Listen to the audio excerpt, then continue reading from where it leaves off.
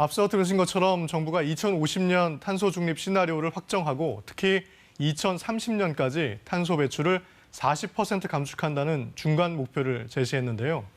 자, 윤순진 탄소중립위원회 공동위원장 모시고 자세한 얘기 나눠보겠습니다. 자, 안녕하십니까? 예, 안녕하세요. 네.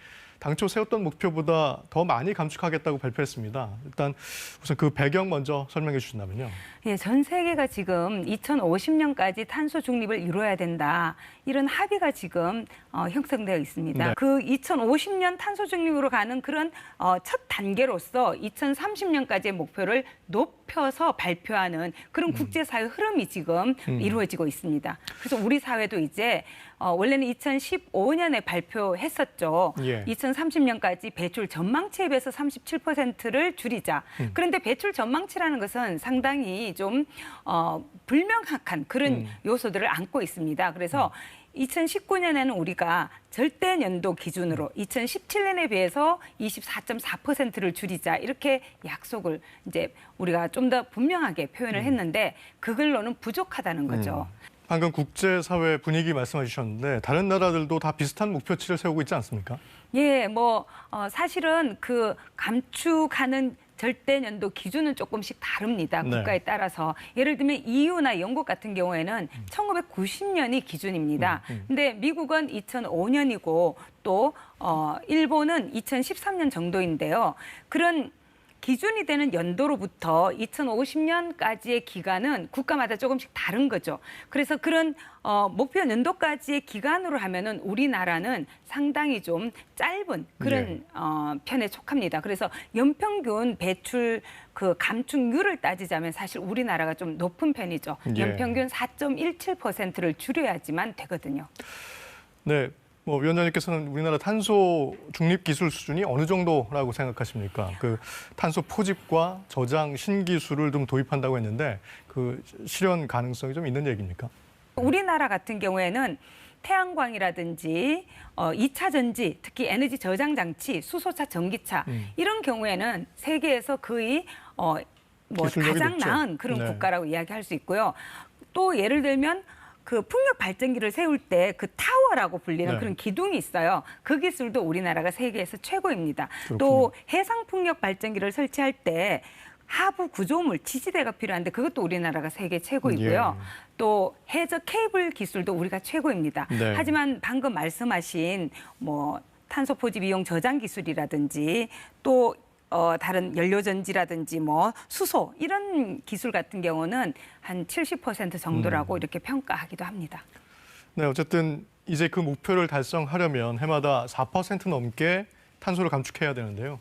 자, 실현 가능성이 있는 지적이 벌써 나오고 있습니다. 자, 위원회 차원에서는 어떤 대책이 있을까요? 할 수 있기 때문에 해야 되는 게 아니고 해야 되기 때문에 하는 거기 때문에 정말 적극적으로 최선을 다하지 않으면 안 되는 거죠. 예. 우리가 사실은 감축 목표를 처음 발표한 게 아니에요. 네. 2020년까지 배출 전망치에 비해서 30% 줄이자 이렇게 2009년에 발표를 했거든요. 네.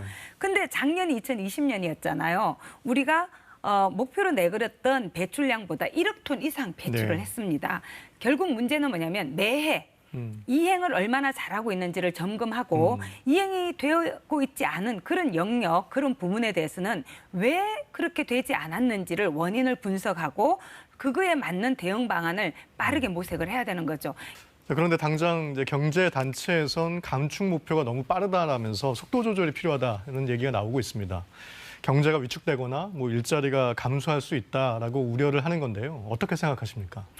그럴 가능성이 없지 않습니다. 예. 왜냐하면 지금 우리나라가 가지고 있는 기술은 사실은 탄소 문명에 기반한, 그러니까 화석연료에 기반한 그런 기술들이 상당히 많고 대부분이죠, 사실은. 네. 그래서 우리가 좀 더 빠르게 이런 변화를 받아들이고 변화를 정말 모색해서 혁신적으로 나아가지 않으면 그런 상황이 사실은 전개될 수밖에 없습니다. 그렇기 때문에 미루지 말자는 거예요, 오히려.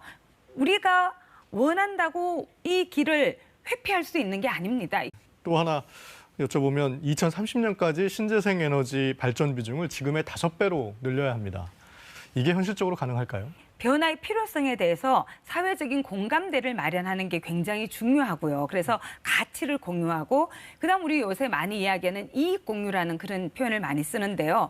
이런 시설을 주민과 함께 처음부터 계획을 같이 하고 이런 변화를 통해서 발생하는 이익을 함께 나누는 그런 방식으로 빠르게 우리가 나아가야 된다고 생각을 합니다. 자, 마지막 질문입니다. 사실 앞으로가 더 문제일 것 같은데요. 탄소중립위원회에선 각계 입장을 좀 수렴을 하고 또 이제 설득도 해야 될 것 같습니다. 자, 어떤 계획을 갖고 계신지 잠시 말씀해 주신다면요. 소통이 가장 중요하다. 정보와 지식을 공유하고 대화하고 그래서 이 생각의 차이를 좀 더 줄여나가는 것. 그리고 우리가 함께 이 변화의 과정을 함께 나아가지 않으면 정말 공멸할 수도 있다는 그런 위기감. 하지만 이런 변화가 새로운 기회다. 왜냐하면 기후위기는 저희가 생각할 때는 자연이 우리에게 주는 경고라고 생각을 하거든요. 그렇죠. 이제껏 대가를 지불하지 않고 온실기체를 그냥 무상으로 배출을 해온 거예요. 네. 그 결과가 기후위기인 거죠. 그래서 이런 상태가 이제 더 이상 지속이 되어서는 안 되기 때문에 이제는 비용을 지불해야 된다고 저는 생각을 합니다. 말씀하셨지만 오늘 우리는 탄소 중립 사회로 가기 위한 어떤 중요한 첫발을 내딛었다라고 할 수 있겠죠. 예. 네, 지금까지 탄소중립위원회 윤순진 공동위원장이었습니다. 고맙습니다. 감사합니다.